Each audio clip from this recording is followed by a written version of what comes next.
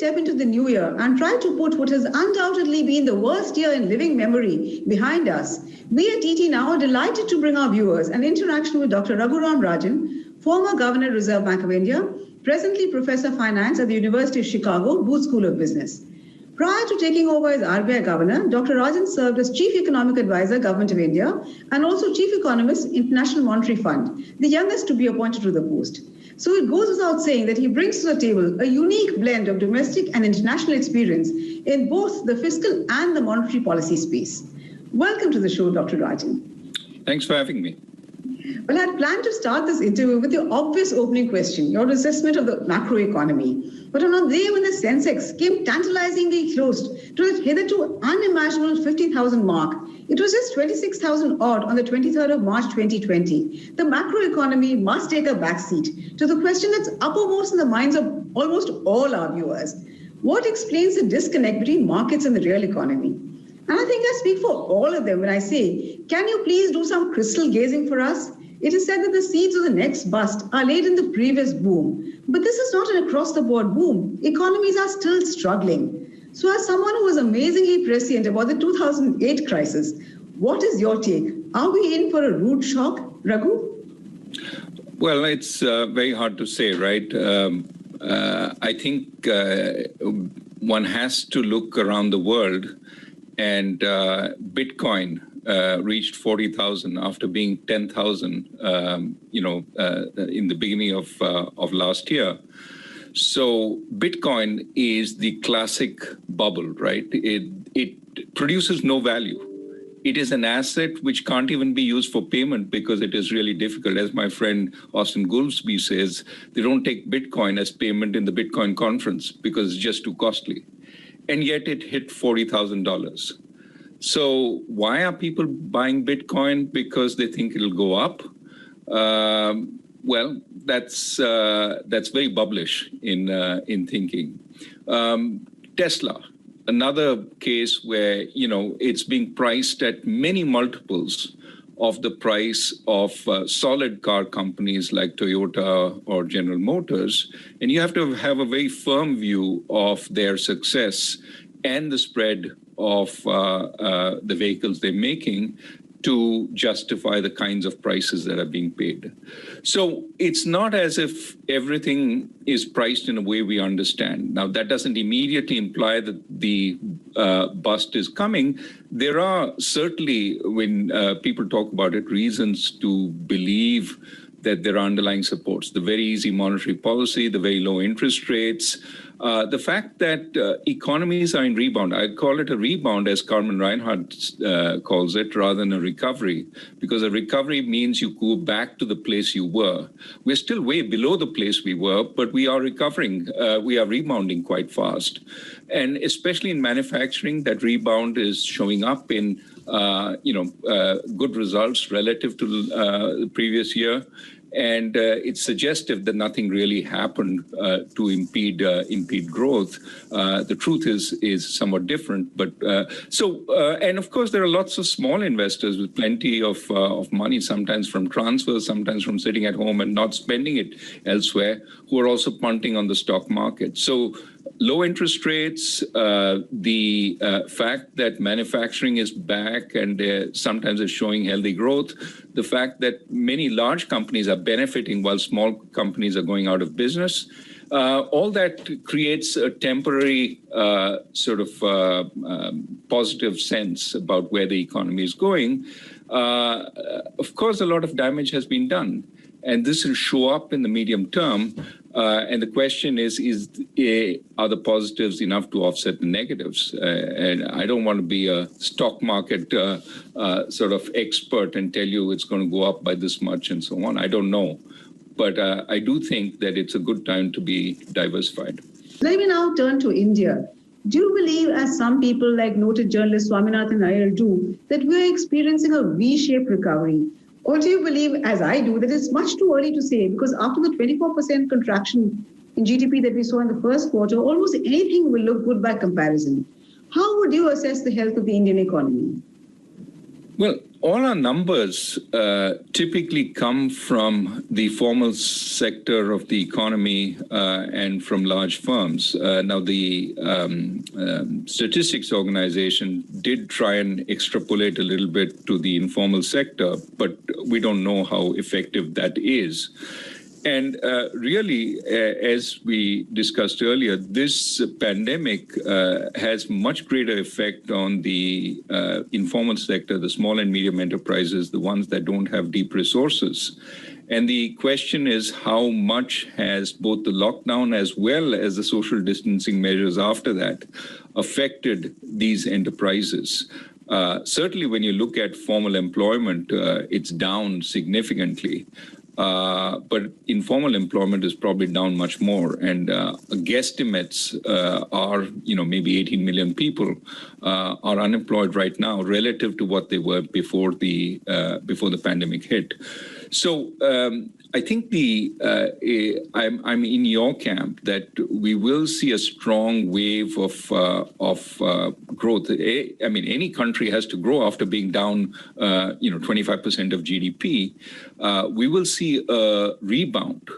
The question is, what are we doing to make up the lost ground? The World Bank estimates we will have lost $900 billion of GDP by the time this is over.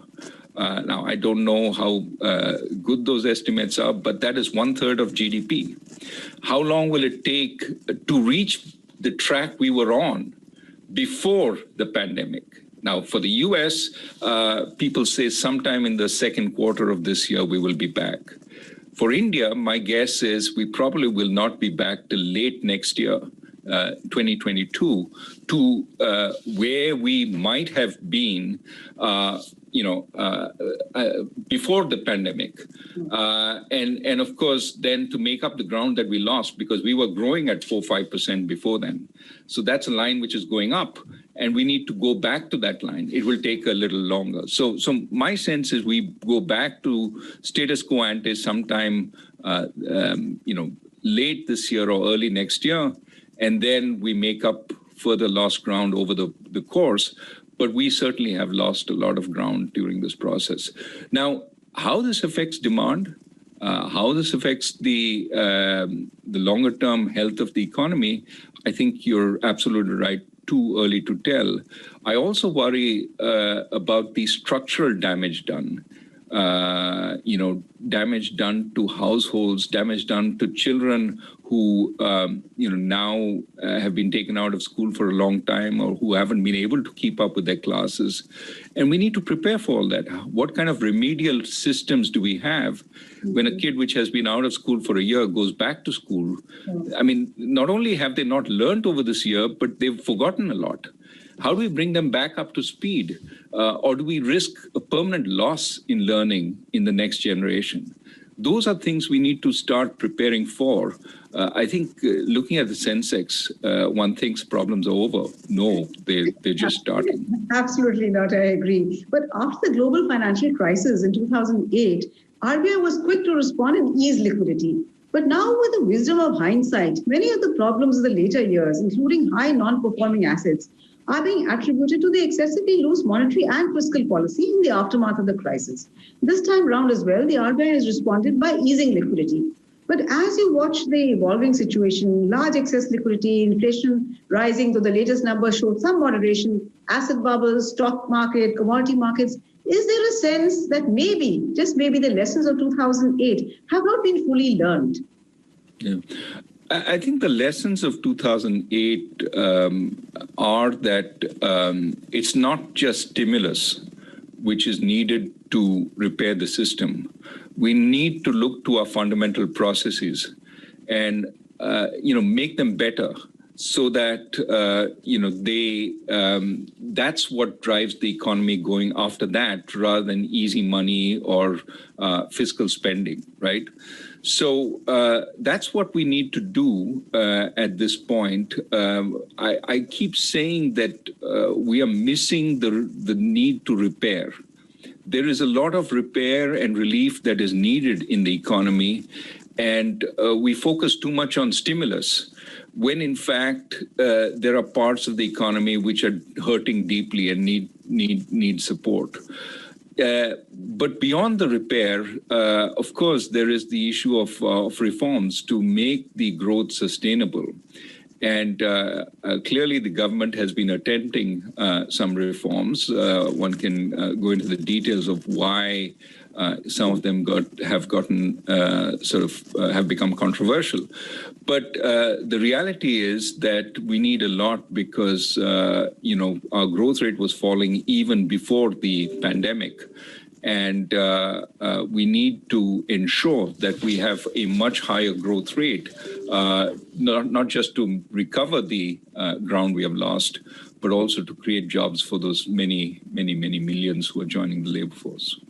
One of the reasons why RBI has maintained this excessively easy liquidity stance is that it fears that a premature withdrawal of liquidity will hurt growth. Yes, this is possible, but timing of withdrawal is always difficult and fraught with risks. So how should central banks walk this tightrope of exiting the easy money policy without jeopardizing either financial stability or growth? How did you, for instance, deal with a very similar situation when you were governor in 2013? Yeah, no, this is a difficult situation that central banks have gotten into. Let me talk about the Fed because I don't want to talk directly about RBI policy. The Fed has essentially opened the floodgates on not just liquidity, but credit. It is lending to entities it has never lent before, including private sector entities, right? And of course, there is a real question of what happens when it sort of takes off the support. And to some extent, the Treasury has forced the Fed's hand by essentially saying, you can't continue these programs beyond, I think it was January 1st. And as a result, the support was withdrawn. But the market has a momentum of its own. And part of it is being driven, in my view, by the knowledge that if the Fed came in once, it can come in again. And therefore, the market has the Fed's backing. And this is the problem with any central bank action. Once you take the action, the markets take it as given that you will act again if need be. And that becomes an implicit source of support. And the problem the Fed then has is that even if it backs off, market calculations are always made saying that, if things drop, the Fed will come in once again. And that is a very distorted way of pricing the entire structure. So I think the RBI will have certainly the task of withdrawing these measures. It started on that process, but it not only has to withdraw the actual measures, but over time withdraw the sense that it's always there to support the markets. Now, the good news is the RBI has been more circumspect than other central banks, and therefore there's less to do about it. But it is a question that the RBI will have to confront over time. I think countries like India don't have the luxury of advanced countries, that is true. But in the Indian context, how would you gauge the success of the inflation targeting regime? Yes, inflation came down dramatically pre-COVID, but if we accept that growth had also begun to slow down pre-COVID, which is something that you also mentioned, is it safe to say that perhaps we paid a price in terms of the growth foregone by adhering too rigidly to an inflation target? And in the light of our experience and the rethink on inflation targeting worldwide, is there a case for a wider band? Should we rework the framework or should we rework only the band? We in India tend to be very, very I think two-faced about institutions. On the one hand, we want to improve the institutions. On the other hand, we resent any potential constraints they place on us. My personal view is the inflation targeting regime was a good signaling device for India to say that we are concerned about inflation, we will not let it get out of control, and has been very useful during this period of turmoil because even though inflation was surprisingly high for a variety of reasons, our bond yields still stayed relatively low with the sense that the RBI would focus on bringing inflation down to the band that it had set for itself. And in fact, what we see with the latest reading is it's back within the band. So I think the point here is those institutions are somewhat constraining sometimes, but also are very important in helping us convince the broader investing public as well as markets that we aim to have the right policies. Now, one could also dispute the fact that this has been very detrimental for growth in the sense that, even though rates, were cut, the constraint on lending has not been the level of interest rates, which have been really low in real terms. When you subtract inflation, they've been globally very low. So you can't hold the RBI, certainly at this point, as responsible for having high interest rates. But really, the problem has been the bad loans in the sector, the banking system itself, which is reluctant to lend for a variety of reasons. And so credit growth has been very slow. And that is not a problem of monetary policy. It's a problem of fixing the banking system, cleaning it up to ensure that it has the willingness to lend, but also reducing the risks in lending, which is a very government-centric task. How do you make sure that, for example, for infrastructure projects, land can be acquired reasonably easily so that projects can get on track? There's no point, at this point, banks are very reluctant to lend to infrastructure projects because there's no sense of when you will acquire the land. Take the government's flagship project, the Mumbai-Ahmedabad Railroad. I mean, that's been stuck for land acquisition reasons. So all the prestige of the government put into this, all the political power of this very strong government put into it, it still doesn't manage to do it. That means there's a problem that needs to be fixed. Oh, absolutely. Lots of problems, particularly a democracy like ours. But with budget 21-22 around the corner, let me now shift to the budget. Budget arithmetic for 2021 has obviously gone for a toss. So how should the government approach budget 21-22? Should it try and cut spending, or is that the worst thing to do when capital formation is falling and the economy is slated to contract 7.7% this year? And technically we're in a recession. How should government prioritize its spending? Like the classic butter versus guns choice in Economics 101, does the choice really boil down to healthcare versus roads, defense expenditure? How does the government go about its budget?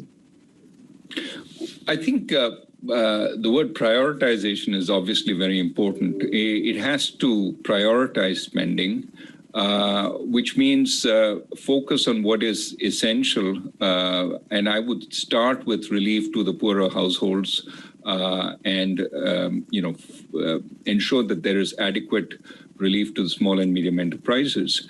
But then move on to how do you get the economy back on track?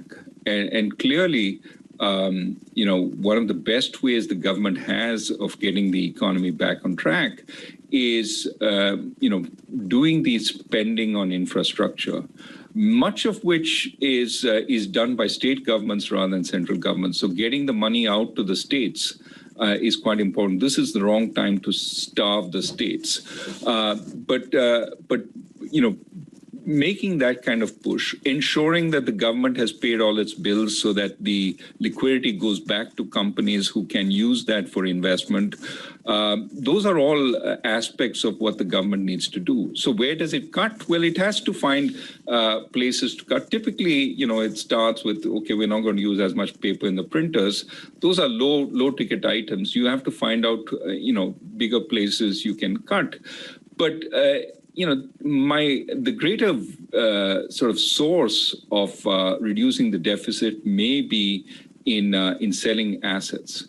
And one of the things the government promises every time and defaults on is, selling government companies. They call it privatization. Nothing really has been privatized. What you've done is share sales. But even that, look, you just started this program saying the census was hitting 50,000. Where are the share sales? You should be selling shares, from every rooftop if you are in a tight constraint. Why aren't we doing that? What is it that is holding back? My guess is we made some progress, but I would want to take advantage of high prices If I could, I should have had these on tap to sell. But so more infrastructure financed by share sales and so on, and getting the infrastructure spending out through the states may be easier than getting it all done by the center. Those are things to consider as we go forward. Clearly, reforms are important, but we have to do them in a way that doesn't prompt a reaction, which means much more thought going into them, much more consultation, and much less of a my way or the highway. Absolutely. In fact, it's a constant puzzle why private companies have been able to raise very much more than what the government's own disinvestment target has been for this year. But an idea that keeps doing the rounds is really that of a bad bank. You spoke about banks, credit offtake being very slow, banks not being willing to lend. So should the budget set aside funds for a bad bank, or is recapitalization of existing banks a better idea?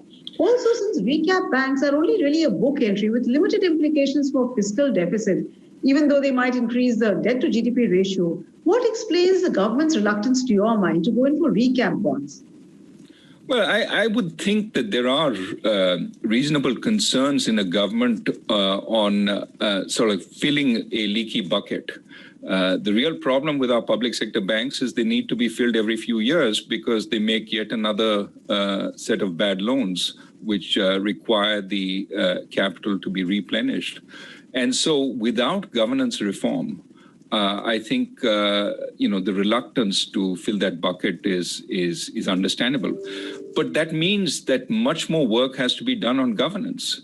How do you rectify the governance of our public sector banks? Some people would say there is no alternative to privatization, but it's not clear to me that privatizing and having some big entity sort of take over and mismanage the process is necessarily a good thing either. So what you want is to strengthen the governance and then maybe sell the shares more publicly so it becomes a publicly owned company and can then depart from the strictures that the government ownership imposed on it. But for that, you have to strengthen governance. And that can be done even under the government. There was a plan put in place with the Bank Board Bureau and the selection of professionals as directors, etc. That went off track. You need to revisit it and find out, what went wrong. How do we improve the governance of these public sector banks? How do we get professional directors? How do we get the board to be responsible? How do we get it to appoint the CEO? How can we use some of the talent that's available in the private sector to manage these banks? And make them entities that are really capable of handling the enormous amounts of money that the public entrusts them with. And if that is the case, then recapitalization becomes much more sensible. So I would, of course, we can't wait till that process eventually happens, but it has to be a parallel process. And again, I worry that we're wasting time doing nothing, having these huge debates. Now, Viral Acharya and I proposed a bad bank. I was very much against the idea in the past because it was just transferring money from one pocket of the government to the other pocket. How would the bad bank do anything differently from the public sector banks that already owned the loans? I can see one reason for a bad bank to aggregate loans, which is it may be more effective in restructuring, handling those loans because it doesn't need the permission of the 18 banks who held the loans earlier. It aggregates those loans.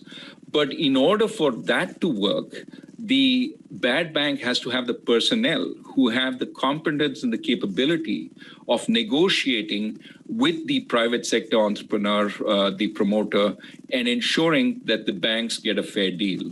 That today, that capability does not exist in the system. And the question is, how do we create that capability? How do we create a bad bank with that ability? But also the bad bank has to be quite transparent on the prices it pays the public sector banks when it buys the loans from them. It should probably also be willing to buy from the private sector banks. This is a different entity from the ones we've had in the past, and it cannot be governed by CBI, CIC, CAG, because that will ensure it does exactly the same thing as the public sector banks, which unfortunately today is too little.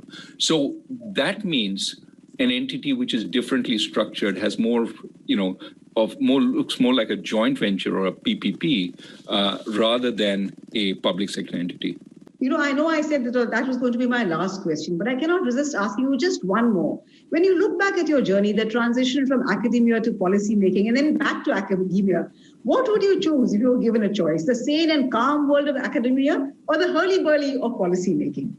Well, each one has its charms at the right time. So I'm perfectly happy in academia right now.